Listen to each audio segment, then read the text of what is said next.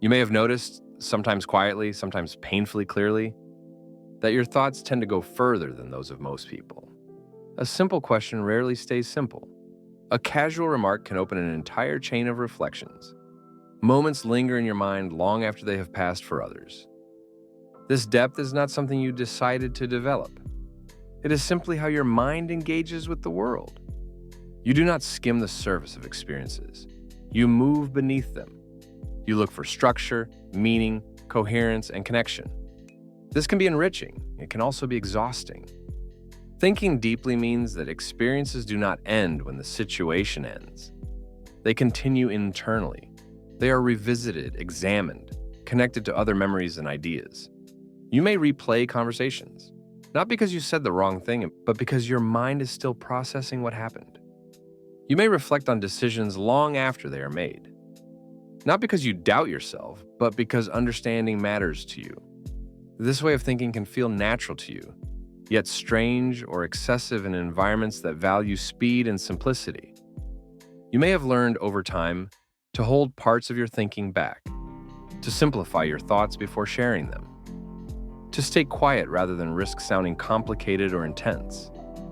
Sometimes this adaptation happens so gradually that you barely notice it, but depth does not disappear when it is hidden.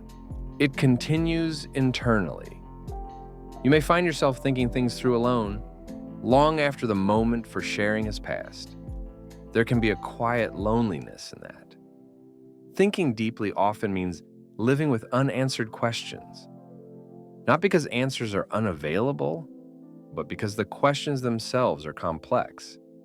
You may notice that certainty feels rare, that most things come with nuance, contradiction, and ambiguity. This does not mean you are indecisive. It means you are thorough. A deep thinking mind resists shortcuts. It wants to see the whole picture, even when that picture is uncomfortable or incomplete. This can create tension in a world that prefers clear positions and quick conclusions. You may feel pressure to decide faster, to speak sooner, to arrive at answers before they have fully formed. But your mind does not work best under pressure. It works best with space. Space to explore ideas fully, space to connect different perspectives, space to let understanding develop gradually. Depth takes time. You may sometimes wonder whether you are thinking too much, whether life would be easier if you could let things go more quickly, if you could stop analyzing and simply move on.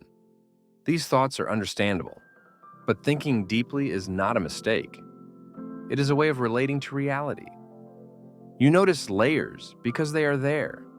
You sense complexity because it exists.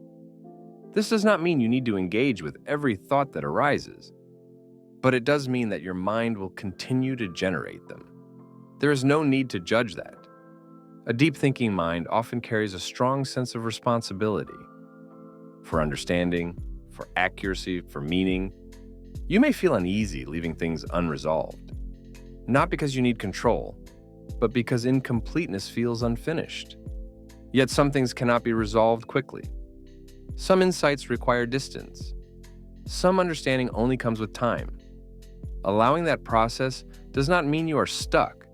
It means you are respecting how your mind works. You do not need to force yourself into lighter thinking to be acceptable. Your depth does not make you slow. It makes you deliberate.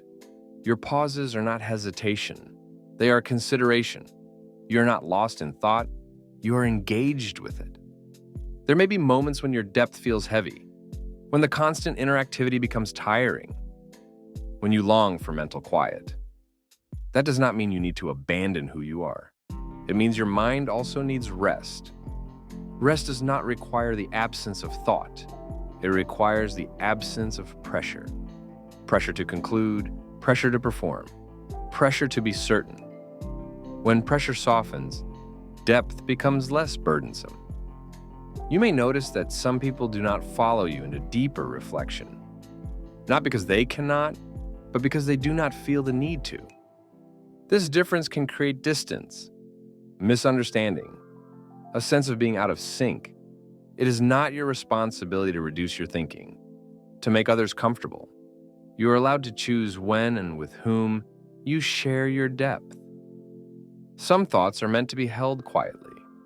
Others find their place when the right context appears.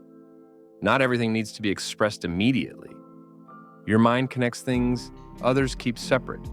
This ability may not always be recognized, but it has value. It allows insight to emerge where others see only fragments.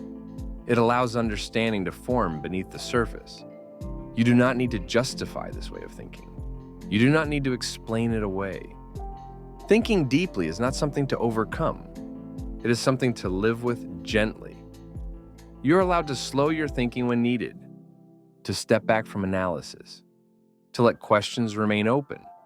But you do not need to become less thoughtful, to belong. There is room in the world for minds that move carefully, that pause before concluding, that remain curious instead of certain, even when that room is not always visible. You think deeper than most people, and that is not a flaw. It is simply the way your mind meets the world.